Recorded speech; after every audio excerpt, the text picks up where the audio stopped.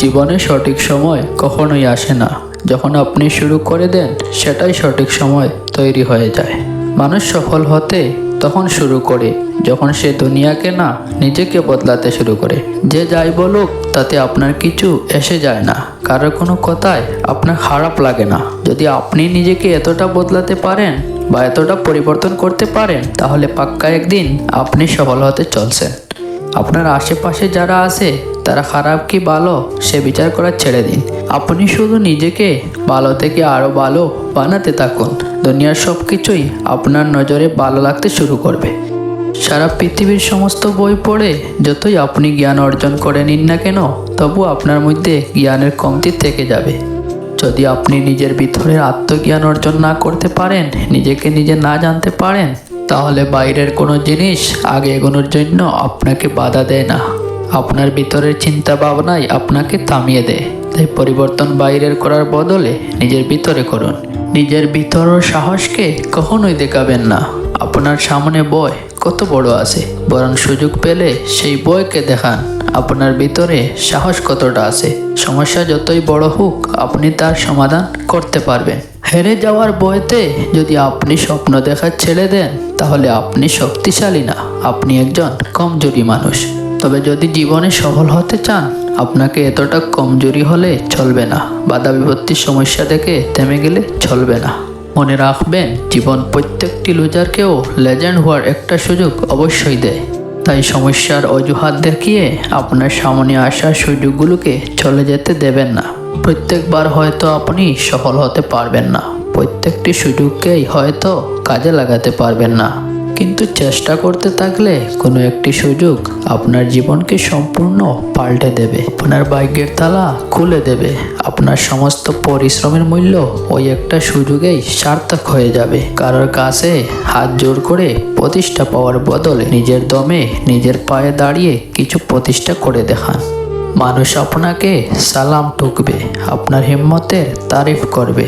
যদি আপনি লেখক হন, তাহলে ভাঙ্গা কলম দিয়েই আপনি আপনার ভাগ্য লিখে ফেলবেন। আর যদি আপনি পাঠক হন, তাহলে সারা জীবন অন্যের কাহিনী পড়তে পড়তেই জীবন কেটে যাবে। আপনার কাহিনীটি কোথাও কোনো জায়গায় লেখা হবে না। কেন হওয়ার চেষ্টা করছেন অন্যের মতো, যখন আপনার মতো এই পৃথিবীতে দ্বিতীয় আর কেউ নেই? আপনার পরিচয় তৈরি হবে আপনার চরিত্র দিয়ে, অন্যের চরিত্রকে নকল করে না। কিছু মানুষকে বোঝানোর ক্ষমতা আমাদের নেই, তাই নিজের থেকেই দূরে সরে যাওয়াটাই বুদ্ধিমানের কাজ। পৃথিবীর সবচেয়ে নরম জিনিস হচ্ছে মানুষের মন। এটা ভাঙতে কোনো হাতুড়ির প্রয়োজন হয় না, শুধু মুখের কয়েকটি অবহেলিত ভাষাই যথেষ্ট। পৃথিবীর সবচেয়ে আপন হলো মা। কেউ যদি অবহেলা করে, দোষ তার নয়, দোষ নিজের, কারণ তুমি তার কাছ থেকে বেশি আশা করে ফেলেছ। যদি তুমি গরিব হও, তোমার নিজের আত্মীয়রাও তোমায় দেখে এড়িয়ে যাবে। আর যদি ধনী হও, তাহলে তোমার দূর সম্পর্কের আত্মীয়রাও রোজ দুবেলা তোমার খোঁজ নেবে। সময় থাকতে প্রিয় মানুষটিকে মূল্য দিও, হারিয়ে গেলে কেঁদে কি লাভ। সম্পর্ক টিকিয়ে রাখার ইচ্ছা যদি দুই পাশ থেকে থাকে, তবে কোনো সম্পর্কই ভাঙা সম্ভব নয়। যদি কমে যায় ভালোবাসা আর বেড়ে যায় দূরত্ব, বুঝে নিও প্রয়োজনের বেশি তুমি দিয়েছিলে গুরুত্ব। মায়া ত্যাগ করতে শেখো, দেখবে কষ্ট এমনিতেই কমে যাবে। যে যত বেশি ভালো ও সরল মনের মানুষ হয়, তাকে তত বেশি কষ্ট সহ্য করতে হয়। এটাই দুনিয়ার নিয়ম।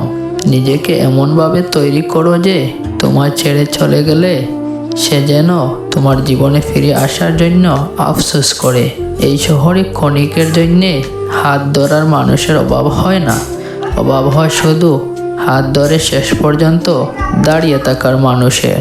জীবনের দুই ধরনের মানুষের থেকে দূরে থাকবেন, এক ব্যস্ত মানুষ, দুই অহংকারী মানুষ।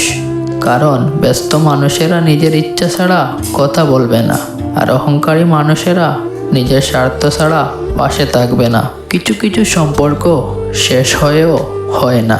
একজন হয়তো অনেক বদলে যায়, কিন্তু অন্যজন সেই সম্পর্কের বোঝাটা বয়ে বেড়ায় সারা জীবন।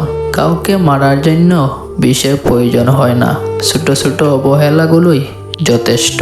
গুরুত্ব তাকেই দিও যে তোমার মূল্যটা বুঝে। ঠাট্টার ছলে যে তোমাকে মানুষের সামনে অপমান করে তাকে বন্ধু বানিও না। প্রিয় মানুষের সাথে কথা না বলে থাকাটা সত্যি খুব কষ্টের।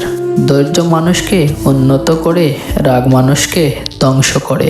জীবনের 3টি কথা মনে রাখবেন। যে তোমাকে বিপদের দিনে সাহায্য করছে তাকে কোনোদিনও ভুলবে না। যে তোমাকে ভালোবেসে তাকে কখনো ঘৃণা করবেন না। যে তোমাকে বিশ্বাস করে তাকে কোনোদিন ধোঁকা দিও না। সব সহ্য করা যায়, কিন্তু প্রিয় মানুষের অবহেলা সহ্য করা যায় না।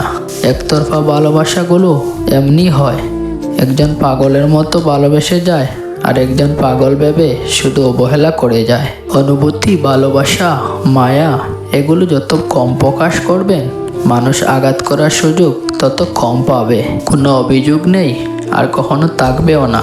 আছে কিছু অভিমান যা কখনো বলবো না। সময়ের সাথে যদি কোনো সম্পর্ক নষ্ট হয়ে যায় তাহলে বুঝে নিও সে সম্পর্কে ভালোবাসা নয়, প্রয়োজন ছিল। সম্পর্ক কখনো তৃতীয় ব্যক্তির জন্য ভাঙ্গে না। সম্পর্ক ভেঙে তার জন্য যে তৃতীয় ব্যক্তিকে প্রশ্রয় দেয়।